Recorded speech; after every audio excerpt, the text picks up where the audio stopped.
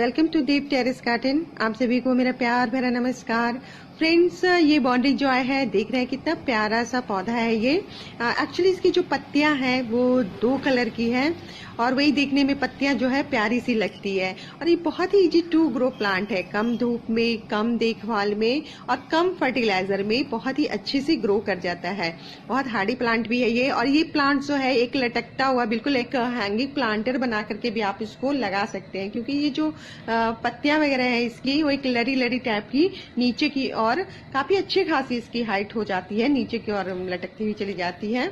तो देखने में ये भी बहुत ही खूबसूरत लगता है। और ये इसको लगाने के लिए आप किसी भी पॉट में लगा सकते हैं। पॉट का साइज भी बहुत ज्यादा बड़ा नहीं लेने की जरूरत पड़ती है, छोटे से छोटे पॉट में भी ये लग जाता है।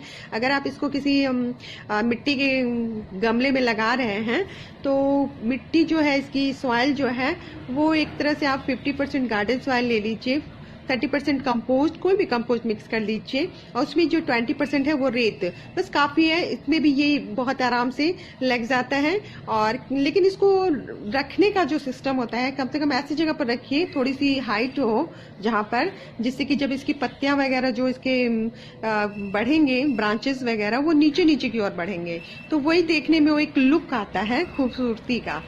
तो वो उस तरह से रखिए। नहीं तो फिर आप जब हैंगिंग प्लांटर इसका तैयार कर रहे हैं, देख रहे हैं कितना छोटा सा ये एक नारियल का कुआं था, उसमें भी ये प्लांट्स जो है बहुत अच्छे से सरवाइव कर रहा है।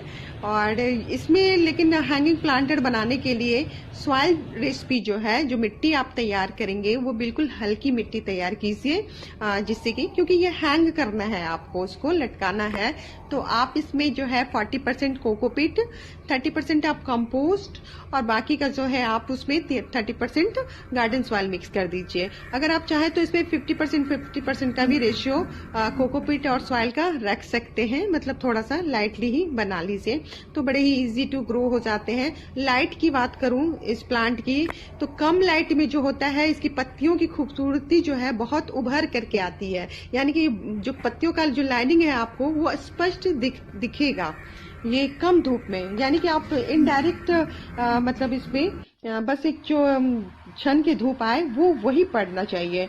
लेकिन जैसे कि ये मेरा प्लांट्स ये दूसरा देख रहे हैं, ये टेरेस के कॉर्नर पे रखा हुआ है, जहाँ की मॉर्निंग से स्टार्टिंग होती है सूर्य की पहली किरण से, उसके बाद से ये 2.5 घंटे तक, कम से कम 2.5 से 3 घंटे धूप यहाँ पर आती है। तो देख रहे होंगे कि इसकी पत्तियां जो है, ऊपरी लेयर जो है उसका उतना कलर जो है वो बाई 2 कलर का वो उस तरह से स्पष्ट नहीं दिख रहा है।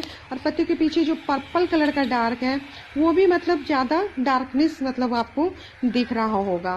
देख रहे हैं ना पत्तियों के पीछे डार्कनेस ये दिखने, मतलब उतनी खूबसूरती इसकी उभर के नहीं आती है। तो कहने का मतलब है कि कम धूप में भी ये बहुत अच्छे से प्लांट चलता है। और ये एक जगह मैंने कॉर्नर में पाइप से बांध रखे हैं, यहाँ जो धूप आती है वो सुबह से ले करके शाम तक बिल्कुल एक गर्मी की जो हार्ड धूप होती है वो भी आती है। और पत्तियां देख रहे किस तरह से बिल्कुल डार्क पर्पल है, बिल्कुल दोनों साइड से, मतलब इसका जो कलर जो है 2 कलर का वो उभरता ही नहीं है। और बहुत ही इजी टू ग्रो प्लांट है ये, यानी कि इसको कटिंग से आप जो है बहुत ही आराम से लगा सकते हैं। बस छोटी सी कटिंग, 1 से 1.5 इंच की कटिंग ले लीजिए और उसको मिट्टी में, उसका नोड जो है वो मिट्टी में बस टच भी हो जाए तो बड़े ही आराम से बस नॉर्मली पानी देते रहें, पर कुछ दिनों में ही वो अच्छा खासा एक प्लांट्स का रूप तैयार कर लेगा। और ये धीरे धीरे आप इसकी जब भी ये प्लांट्स 4 इंच 5 इंच का इस तरह से लंबाई में बढ़ता हो तो थोड़ा सा ऊपरी टॉप तोड़ते चले जाए, जिससे कि प्लांट्स जो है आपका बूशी भी होता चला जाएगा। जो कटिंग है वापस उसके पॉट में ही लगाते भी चले जाइए, बिल्कुल भर जाएगा आपका पॉट। और इसमें जो मैं फर्टिलाइजर की बात कर दूं तो फर्टिलाइजर जो है बहुत ज्यादा की जरूरत नहीं है, आप साल में 2 से 3 बार दीजिए या हर 2 महीने पर जो है, कुछ खास नहीं, आप काउडंग और बर्मी कंपोस्ट इस तरह के जो है 1 मुट्ठी ले करके उसको पानी में भिगो दीजिए। क्योंकि ये एक तरह से देखते होंगे कि बिल्कुल ये फैल गया है, बिल्कुल पॉट जो है इसका पत्तियों से ढक जाता है।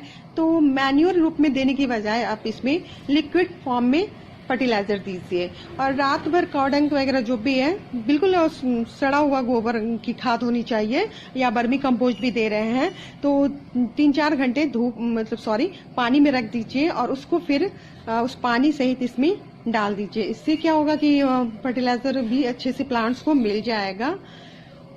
और इंसेक्ट वगैरह तो फिलहाल ऐसा कुछ लगता नहीं है इसमें। ये एक तरह से हार्डी प्लांट है, ये बड़े आराम से ऐसे ही सरवाइव करता रहता है।